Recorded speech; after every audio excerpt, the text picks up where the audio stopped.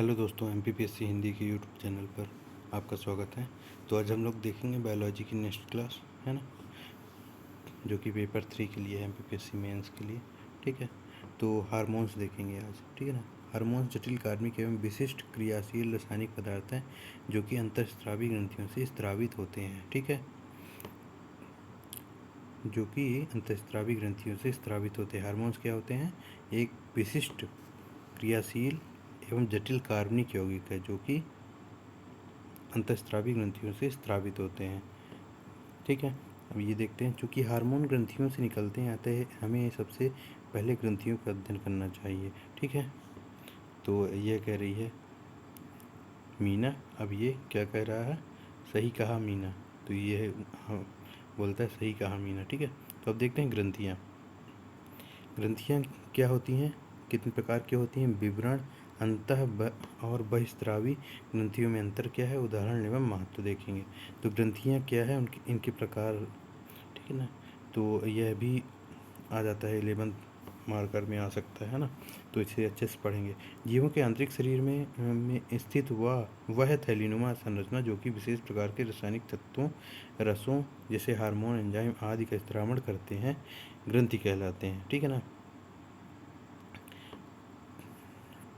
ग्रंथियों के प्रकार देखते हैं। ग्रंथियों के प्रकार, कितने प्रकार की ग्रंथियाँ होती हैं? 3 प्रकार की ग्रंथियाँ होती हैं। अंतःस्रावी ग्रंथि, बहिस्रावी ग्रंथि और मिश्रित ग्रंथि। ठीक है, अंतःस्रावी ग्रंथि के बारे में देखते हैं।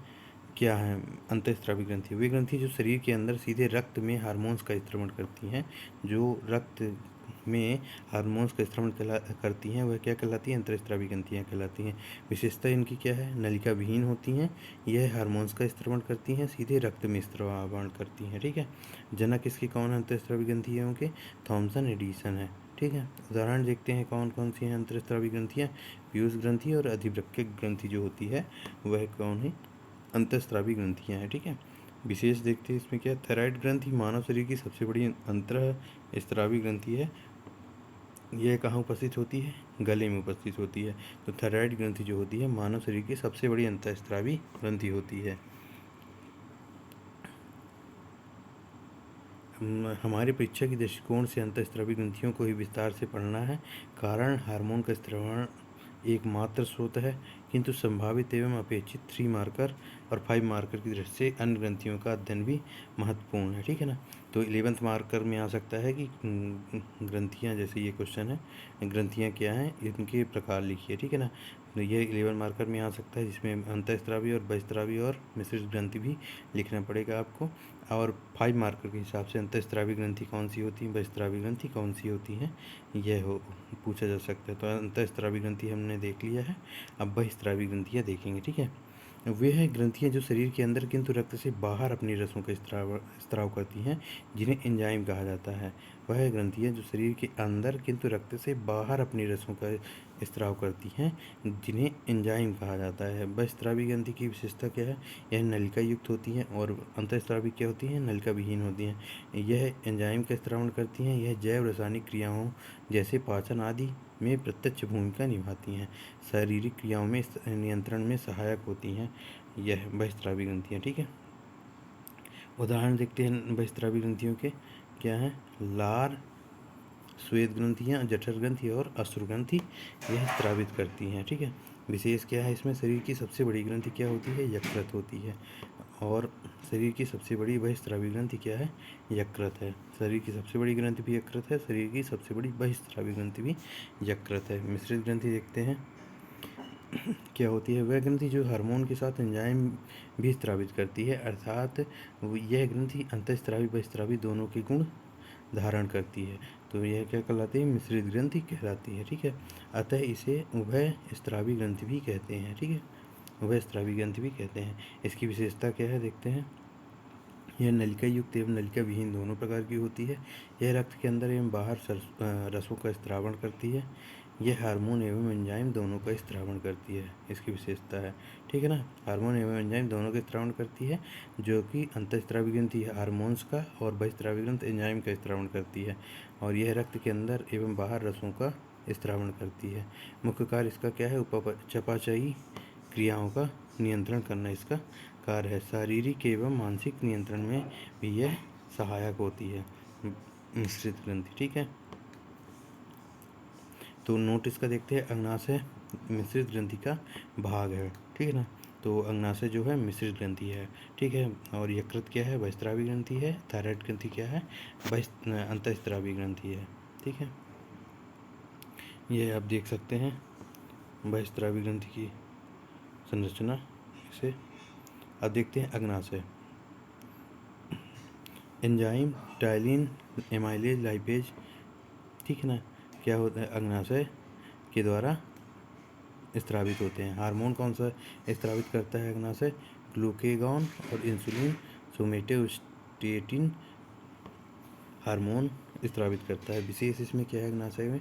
मानव शरीर की एकमात्र मिश्रित ग्रंथि है अग्नाशय। ठीक है, मानव शरीर की दूसरी सबसे बड़ी ग्रंथि कौन सी है? यकृत के उपरांत अग्नाशय है। ठीक है, अब हम हार्मोन्स का विस्तार से अध्ययन करेंगे। ठीक है, हार्मोन्स देखते हैं क्या होते हैं हार्मोन्स। विशेषताएं, गुण, कार्य, सचित्र वर्णन एवं विस्तृत अध्ययन। मानव शरीर हेतु महत्व क्या है हार्मोन्स का?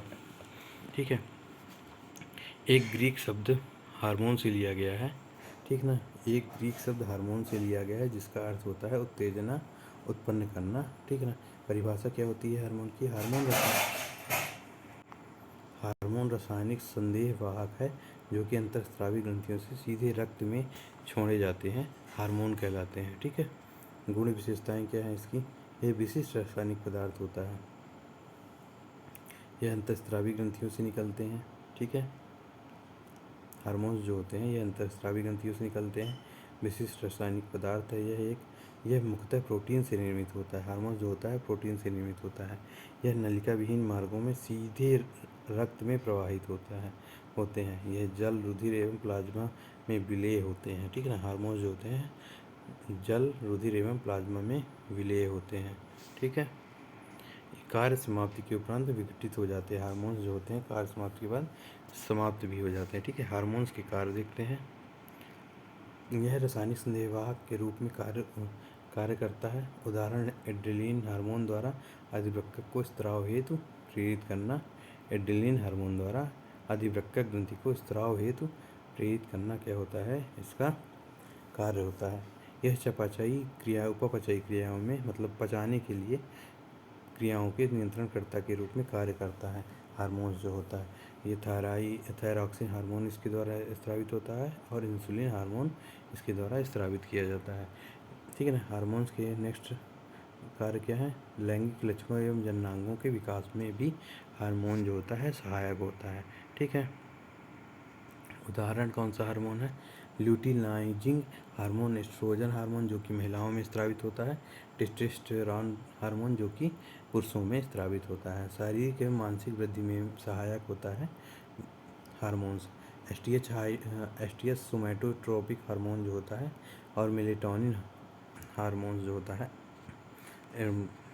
हार्मोन्स होते हैं शारीरिक एवं मानसिक वृद्धि में सहायक होते हैं। ठीक है ना, एसटीएच हार्मोन है, मेलेटोनिन हार्मोन क्या होते हैं? शारीरिक एवं मानसिक वृद्धि में सहायक होते हैं। विभिन्न रोगों से बचाव एवं प्रतिरक्षा की मजबूती में भी उपयोगी होते हैं hormones. Thyroxine hormone, insulin hormone जो कि डायबिटीज़ से बचाव आदि में कार्य करता है। अन्य ग्रंथियों एवं हार्मोन के प्रेरण में मुख्य भूमिका निभाता है हार्मोन्स। अन्य ग्रंथियों एवं हार्मोन के प्रेरण में मुख्य भूमिका निभाता है हार्मोन। ठीक है ना, उदाहरण देखते हैं। पीयूष ग्रंथि द्वारा अन्य ग्रंथियों पर नियंत्रण करना भी इसका कार्य होता है हार्मोन्स का। पीयूष ग्रंथि द्वारा अन्य ग्रंथियों पर नियंत्रण किया जाता है। ठीक है ना, विभिन्न ग्रंथियाँ एवं हार्मोन्स देखते हैं। विभिन्न ग्रंथियाँ एवं हार्मोन्स, तो पीयूष ग्रंथि, ठीक है ना, पीयूष ग्रंथि कहाँ अवस्थित होती है? मस्तिष्क के स्फेनॉइड हड्डी में यह उपस्थित होती है। ठीक है ना, यह 0.6 ग्राम की होती है पीयूष ग्रंथि। विशेषता इसकी क्या है? यह ग्रंथि अन्य सभी अंतःस्रावी ग्रंथियों पर नियंत्रण रखती है। पीयूष ग्रंथि जो होती है इसे क्या कहते हैं? मास्टर ग्लैंड भी कहते हैं। इसे मास्टर ग्रंथि भी कहते हैं। मानव शरीर की सबसे छोटी ग्रंथि भी यह है। ठीक है ना, इसके मुख्य कार्य क्या है? अन्य सभी ग्रंथियों पर नियंत्रण करना इसका कार्य है। व्यक्ति के स्वभाव, स्वास्थ्य, वृद्धि एवं लैंगिक विकास का प्रोत्साहन भी पीयूष ग्रंथि द्वारा किया जाता है। ठीक है, नियंत्रण देखते हैं। पीयूष ग्रंथि हाइपोथैलेमस ग्रंथि के नियंत्रण में भी कार्य करती है। जो पीयूष ग्रंथि जो होती है हाइपोथैलेमस ग्रंथि के नियंत्रण में भी यह कार्य करती है।